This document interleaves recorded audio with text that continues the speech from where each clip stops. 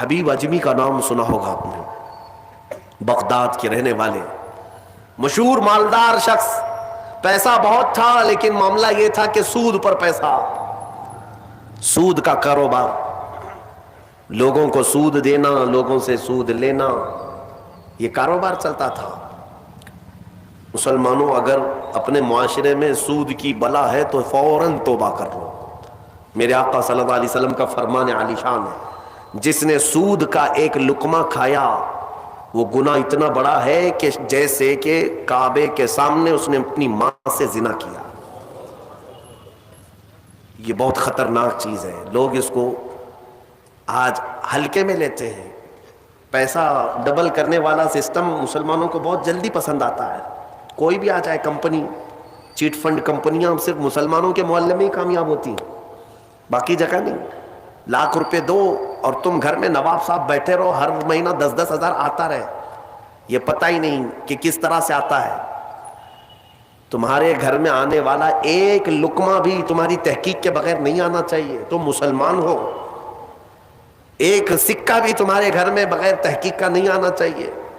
اگر مشکوک، یعنی جس میں شک ہے، حرام کی بات نہیں کر رہا ہوں، حرام تو بڑی بات ہے، جس مال میں شک ہے اس مشکوک مال کا بھی ایک لقمہ کھا لیا تو اولاد بگڑ جاتی ہے۔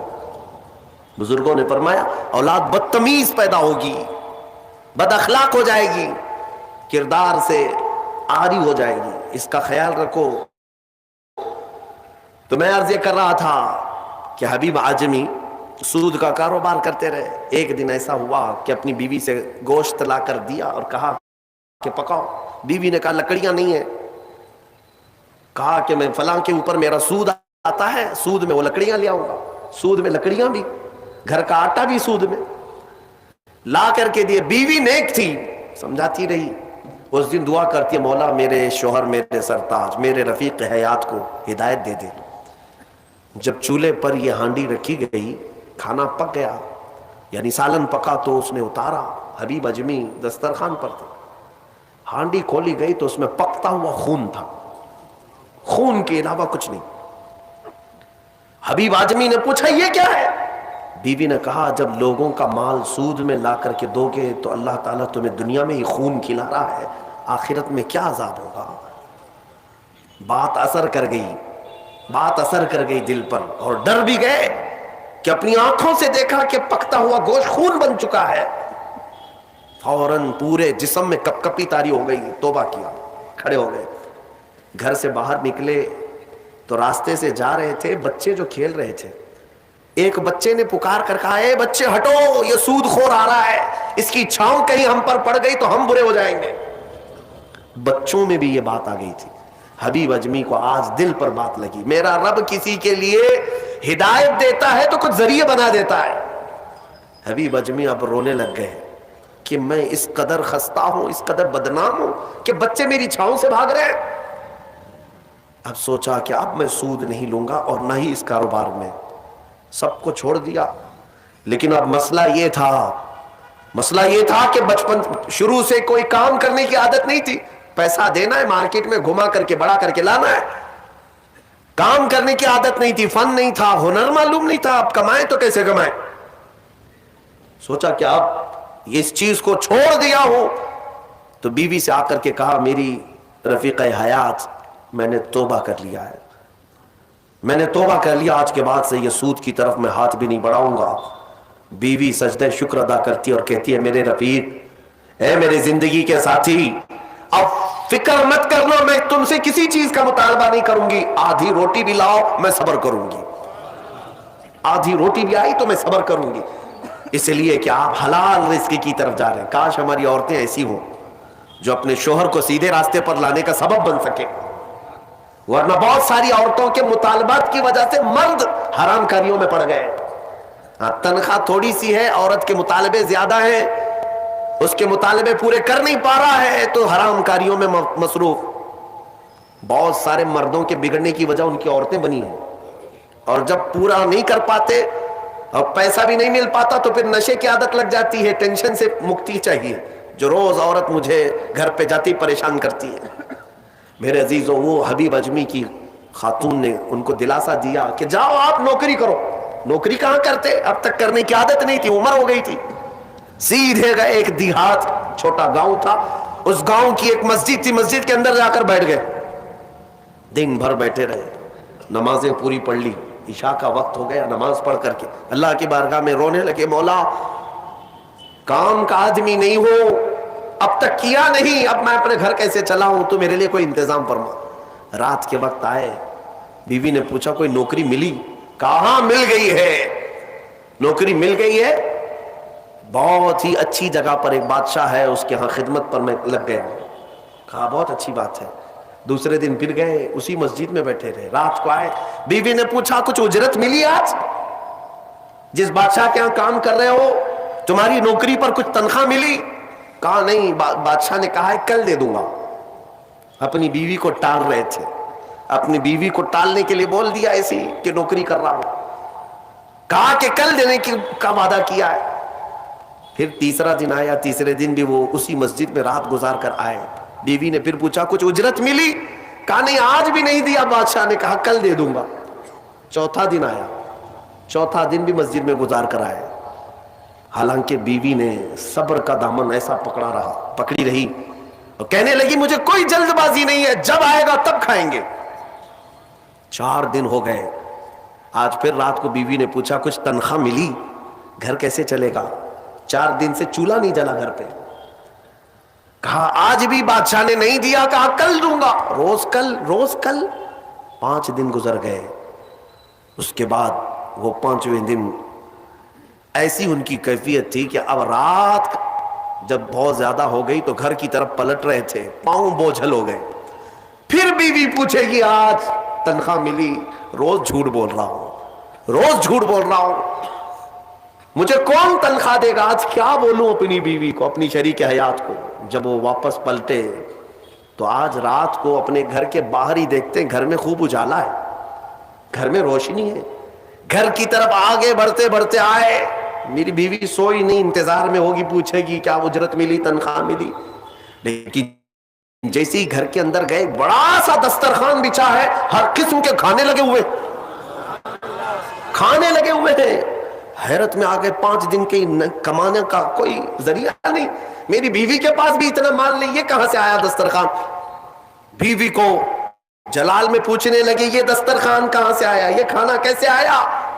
بیوی کہتی ہے کیا مذاق کرتے ہیں آپ, کیا مذاق کرتے ہیں آپ جس بادشاہ کے ہاں کام کرتے ہیں وہاں کا ایک سپاہی آیا تھا, وہی دسترخوان لے کر آیا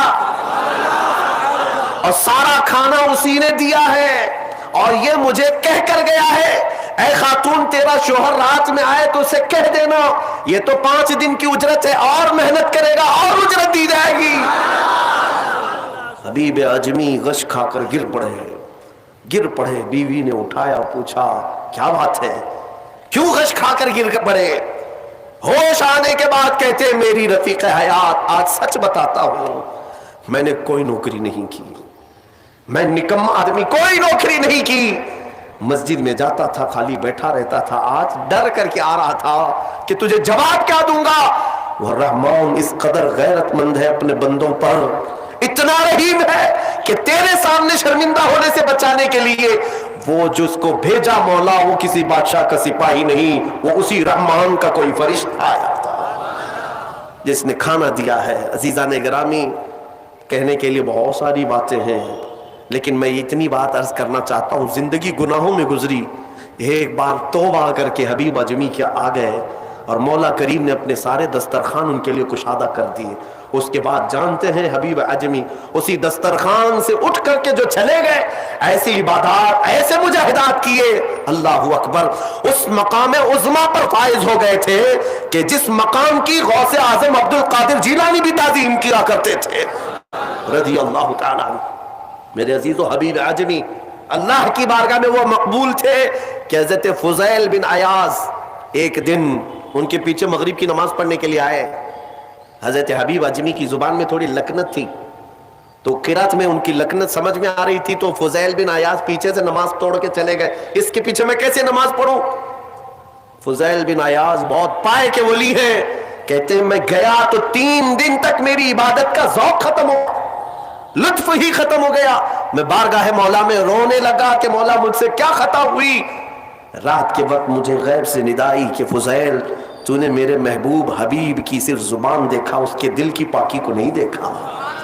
وہ اللہ کی بارگاہ کا مقبول ہے. جب چھوڑ دیتا ہے پچھلی چیزیں, وہ رحمان اتنا محبوب بناتا ہے, اتنا محبوب. میں نے ابھی ایک چیز پڑھی تھی, بغداد میں ایک شخص تھا, بڑے پیسے والا تھا, بہت پیسے والا تھا, اور ہر گناہ عادت تھی اس کی.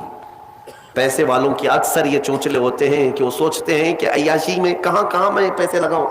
شراب پیتا تھا, خوب عیش, جوا میں پیسے لگتے تھے, روز نئی عورتوں کے ساتھ اس کی صحبتیں.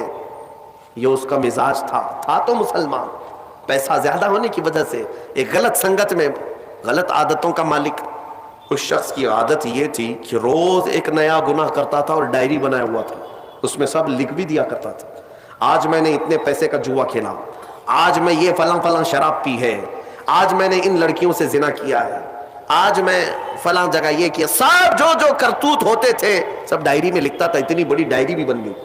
ایک دن ایسا ہوا کہ گزر رہا تھا بازار سے, ایک خاتون کو دیکھا جو حسین تھی اور مجبور نظر آ رہی تھی. اس کے پاس گیا, کہا کیا چیز ہے؟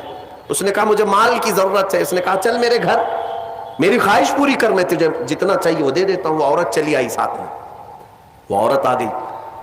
جب یہ نوجوان جو بغداد کا بڑا پیسے والا مالدار رات کے وقت اپنے بستر پر آیا اور اس خاتون کو کہا کہ آجا ہم دونوں تنہا ہیں, وہ عورت رات کے وقت سو تو گئی لیکن اس کا پورا جسم پیلا پڑ گیا, اس کا چہرہ پیلا اور ہاتھ پیر کانپنے لگ گئے.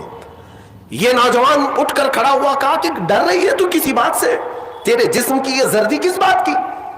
وہ خاتون کہتی ہے نہیں کوئی بات نہیں. پھر اس نے کہا ڈر مت, اس محل میں کوئی نہیں آئے گا میری اجازت کے بغیر, یہ سب پوری میری پراپرٹی ہے, یہ میری شہنشاہیت ہے یہاں پر.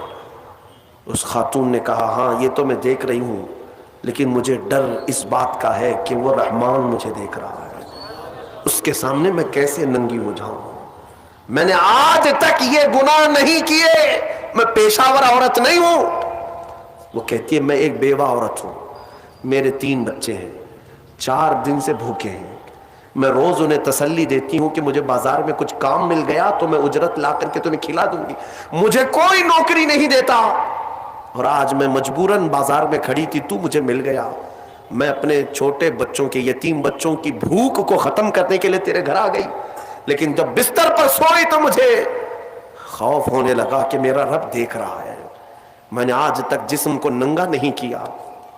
وہ ڈری ہوئی عورت تھی, پاکیزہ عورت تھی.